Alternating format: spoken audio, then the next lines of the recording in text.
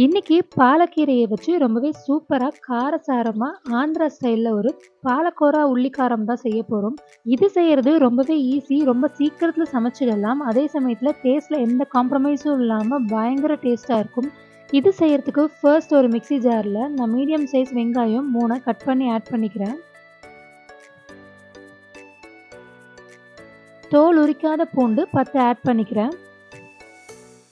கூடவே காரத்துக்கு 1 table spoon மிளகாய்த்தூள், 1 டேபிள் ஸ்பூன் சீரகத்தூள், கூடவே 2 டேபிள் ஸ்பூன் மல்லித்தூள்.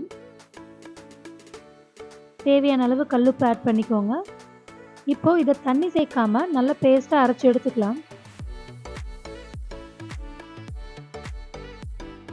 இப்போ ஸ்டவ்ல ஒரு கடாய் வச்சுக்கலாம்.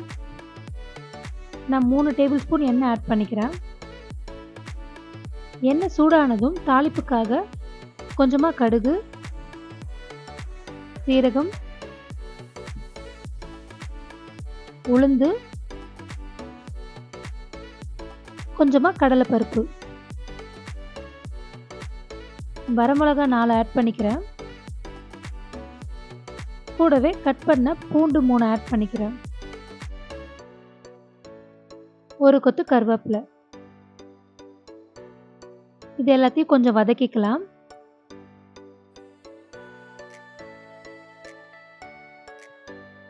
இப்போ இதுல நம்ம அரைச்சு வச்சிருந்த பேஸ்ட்டை ஆட் பண்ணிக்கலாம்.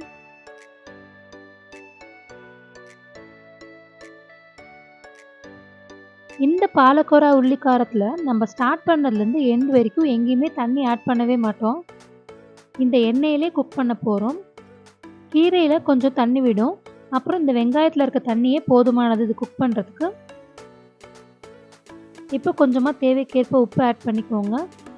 1 பிஞ்ச் மஞ்சள் தூள் ஆட் பண்ணி எல்லாத்தையும் நல்லா கலந்து விட்டு குக் பண்ணிக்கோங்க. வெங்காயத்தோட பச்சை வாசனை போனதுக்கப்புறமா நம்ம கட் பண்ணி வச்சுருக்க பாலக்கீரையை ஆட் பண்ணிக்கலாம். நான் இன்றைக்கி ஒரு கட்டு கீரையை க்ளீன் பண்ணி கட் பண்ணி வச்சுருக்கேன். இப்போ எல்லாத்தையும் நல்லா கலந்து விட்டு வதக்குங்க. கீரை லேசாக வதங்கினதுக்கப்புறம் அதுலேருந்து தண்ணி விட்டு மசாலா கூட நல்லா பைண்ட் ஆகி நல்ல கன்சிஸ்டன்சிக்கு வந்துடும். அடிப்பிடிக்காமல் கிண்டிகிட்டே இருங்க.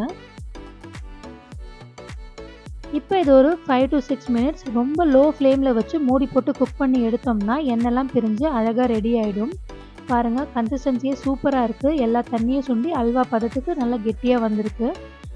அவ்வளோதான், நம்மளோட ஆந்திரா ஸ்டைல் பாலக்கோரா உள்ளிக்காரம் ரெடி ஆகிடுச்சு. பயங்கர டேஸ்ட்டாக காரமாக சூப்பராக இருக்கும். நீங்களும் கண்டிப்பாக ட்ரை பண்ணுங்கள்.